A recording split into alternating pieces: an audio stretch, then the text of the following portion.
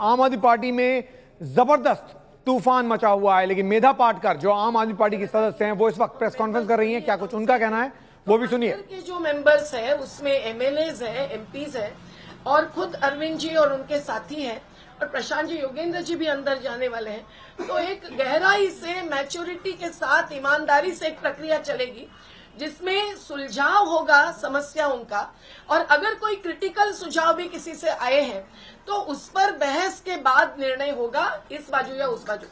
लेकिन जो चित्र दिखाई दिया है उस चित्र के अनुसार इन बुजुर्ग राजनीतिक सामाजिक सोच रखने वालों की अवमानना आज की गई है, जिसका हम धिक्कार करते हैं। प्रशांत जी ने भ्रष्टाचार विरोधी 2G स्पेक्ट्रम से लेकर अंबानी के खिलाफ जितनी केसेस चलाई है उससे ही भ्रष्टाचार विरोध की बाजू बहुत सबल हो गई है।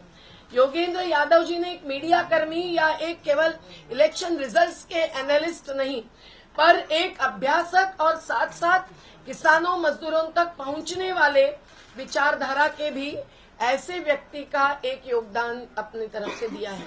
और आनंद कुमार जी, आप जानते हैं कि लोकसभा के पहले अध्यक्ष रवि रे जी उनके सहयोगी रहे हैं और ओडिशा से लेकर तमाम राज्यों में इनका अभूत योगदान है एक विकास की अवधारणा तय करने में।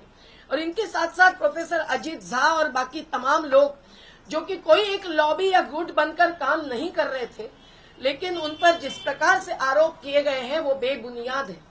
हम लोग केजरीवाल और टीम पर भी कोई आरोप नहीं करना चाहते हैं।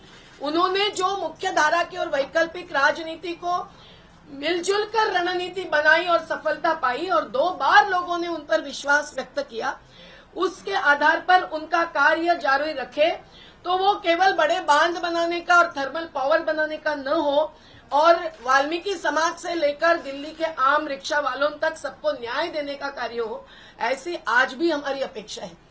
लेकिन ये जो पूरी प्रक्रिया चली है उससे जो गहराई और जिस प्रकार की एक निर्णय प्रक्रिया न्यूनतम रूप से किसी भी संगठन में होनी चाहिए और एक दूसरे के आरोप जाहिर रीति से गंदे कपड़े धोने जैसे सामने नहीं आने चाहिए, वो किसी से भी हासिल नहीं की गई।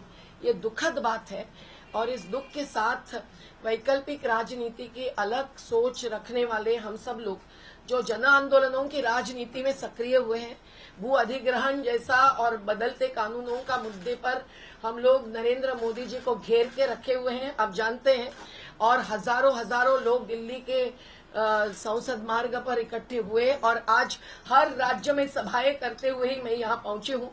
तो इस राजनीति को और बुलंद करना हम चाहते हैं और इसीलिए आज की पूरी घटनाक्रम का हम धिक्कार करते हैं।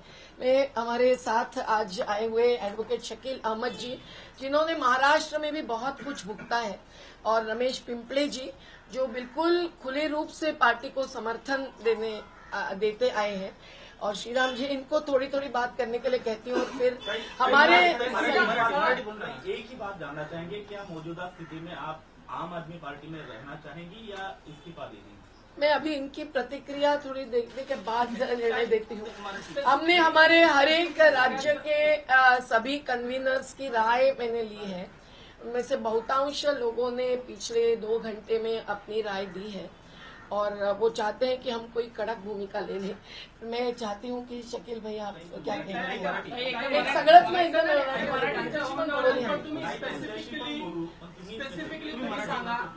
थोडं त्यांना प्रतिक्रिया तुम्ही त्यांची प्रतिक्रिया द्यायला ऐकणार, आप निकाल तो नहीं। तो मैं आज आम आदमी पार्टी का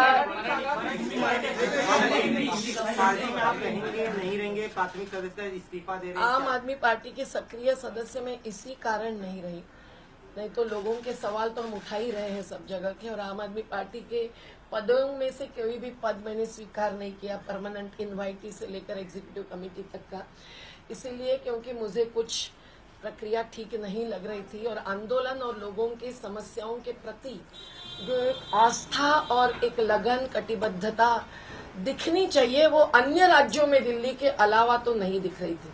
तो दिल्ली की रणनीति तो उनकी सफल हुई है, पर एक राष्ट्रीय वैकल्पिक राजनीति की आज अत्यावश्यक जरूरत होते हुए क्योंकि भाजपा, कांग्रेस और कई मुख्य धारा की पार्टियां आज लोगों को साथ लेकर चलने में कम पड़ रही है। उल्टी भाजपा ने तो बिल्कुल जन विरोधी रुख अपनाया है। तो ऐसी स्थिति में वैकल्पिक राजनीति पर भरोसा होते हुए भी और जन आंदोलनों की वैकल्पिक राजनीति अधिक सबल करने में अब पूरी सक्रिय भूमिका अदा करने के लिए मैं आज आम आदमी पार्टी के प्राथमिक सदस्यत्व का भी इस्तीफा दे रही हूँ। मराठी